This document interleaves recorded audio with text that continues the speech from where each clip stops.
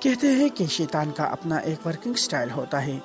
وہ برائی کی ڈوری کا ایک سرا ہلاتا ہے اور اس کا باقی کا کام لوگ کر دیتے ہیں۔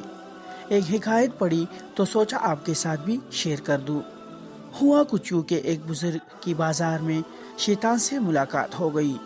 بزرگ نے شکوہ کیا کہ آج کل تم مخلوق خدا کو بے حد ورہلا رہے ہو۔ شیطان بولا، جناب میں تو بس ایسے ہی بدنام ہو گیا ہوں، ورنہ میں تو پہلے ہی گناہگار ہوں، اس لیے کم سے کم گناہ پر اکتفا کرتا ہوں۔ بزرگ نے حیرانی سے پوچھا، پھر یہ جو شیطانی دندے تیز تر ہو گئے ہیں یہ کس نے پلائے ہیں؟ شیطان نے کہا کہ حضرت میں آپ کو مثال سمجھاتا ہوں۔ شیطان نے بازار میں حلوائی کے ابلتے گھی میں انگلی ڈالی اور وہ انگلی دیوار پر رگڑ دی۔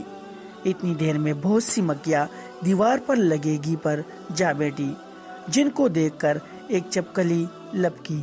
چپکلی کو دیکھ کر حلوائی کی بلی نے چپکلی پر جم کیا، نشانہ خطا گیا اور بلی ابلتے گھی میں جا گری۔ حلوائی نے بلی بچانے کے واسطے گھی کی کڑائی الٹ دی۔ بلی تو نہ بچی، البتہ نیچے بیٹا کتا ضرور فرائی ہو گیا جس پر ابلتا گھی گرا تھا۔ کتے کے مالک نے جب یہ دیکھا تو اس نے تلوار نکال کر حلوائی کا کام تمام کر دیا۔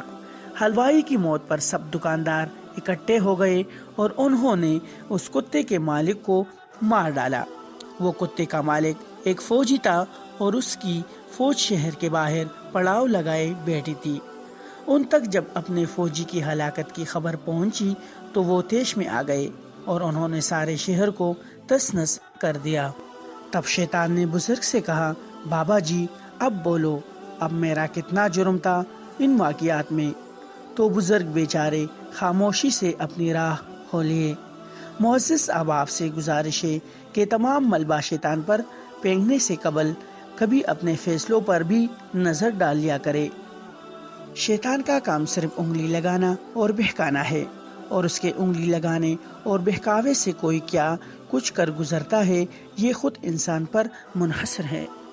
قرآنی تعلیمات اس بات کی حکایت کرتی ہے کہ انسان کی گمراہی میں شیطان کا رول صرف اکسانے اور بہلانے کی حد تک ہے، اور وہ انسان کو جبراً گمراہی کی طرف نہیں کھینچتا۔ انسان دو طرح کی دعوتوں کا مخاطب ہے، ایک اللہ کی طرف سے اور دوسری شیطان کی طرف سے، اور انسان اپنے اختیار کے تحت ان دونوں میں سے کسی ایک کو اپناتا ہے۔ ہاں، جو لوگ اپنے اختیار اور ارادے سے شیطان کی دعوت کو قبول کر لیتے ہیں اور اس کو اپنے لیے نمونہ سمجھتے ہیں اور اس کے احکام کی پیروی کرتے ہیں، شیطان ان کے اوپر قابو اور تسلط حاصل کر لیتا ہے اور ان کو نابود کر کے رکھ دیتا ہے۔